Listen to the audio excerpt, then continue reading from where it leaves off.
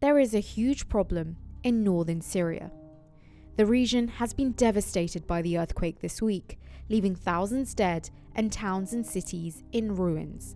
International aid has been slow to arrive, and rescue efforts are stifled by lack of resources and expertise. A huge part of the problem is that this region of Syria is still at war and is largely made up of refugees internally displaced from other parts of the country. Northwest Syria has been under the control of Syrian opposition forces with the help of Turkey's military since 2016. On one side, it is surrounded by Bashar al-Assad's military forces, backed by Russia, who have continued to shell civilian areas indiscriminately. Turkey's military has also made several incursions into the area to fight against Kurdish militias.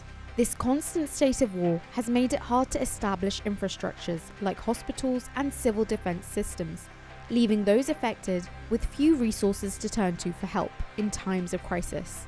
The only glimmer of hope in this dire situation is the presence of volunteer groups like the White Helmets, who work tirelessly to rescue people in need, and international aid organizations who must navigate tight border controls and international sanctions to provide ongoing help to Syrians. The only border crossing into the area from Turkey was inaccessible after the earthquake, meaning the United Nations was unable to deliver aid for a full 2 days. 2 new crossings were approved by the Security Council, allowing convoys to cross and deliver much needed aid.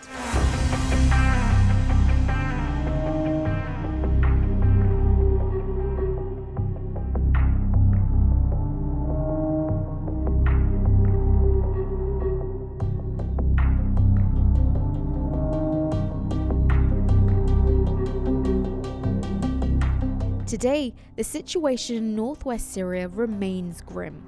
Only 5% of earthquake-stricken sites have been researched by search and rescue operations. A lack of heavy machinery to remove rubble and winter weather conditions have significantly complicated these efforts, and hospitals have been hit by major power outages and fuel shortages. So far, more than 2,000 Syrians have been killed and 5,000 injured in at least 56 areas. But with so many areas still not yet researched by rescuers, it's expected that this number will climb, with thousands of people still stranded under debris. Preliminary assessments indicate that the sub-districts of Harim, Atma, Sarmada, Atarib, and Kafr Takharim are among the worst hit areas.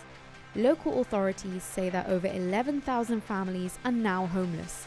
Many of them have been forced to flee their homes for a second time by circumstances outside of their control.